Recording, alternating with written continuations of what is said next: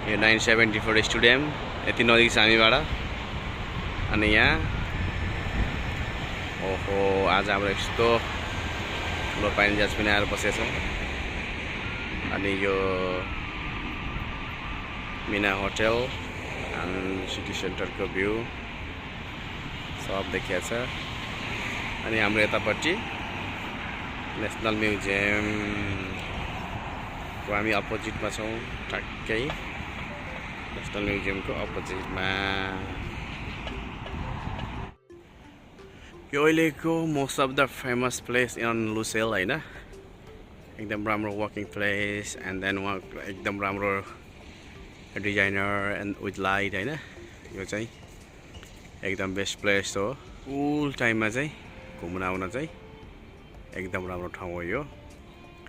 तपाईहरु पनि टाइम मिलाएर आउनुस्, एकदम बेस्ट टिकटक बनाउने ठाउँ हो यो, आउनु होला। सँगसँगै यो भ्यू सँगसँगै तपाईले माथि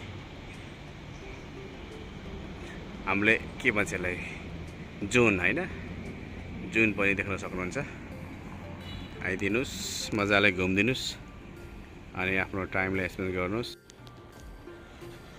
यो वकिङ प्लेसको लागि एकदम राम्रो छ। तपाईहरु पनि आउनुस् घुम्नलाई टाइम निकालेर।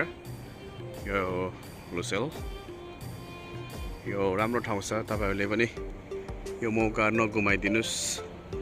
अनि यो टावरको जुन 4वटा टावरको तल एकदम राम्रो ठाउँ छ, आएर घुम्नु होला।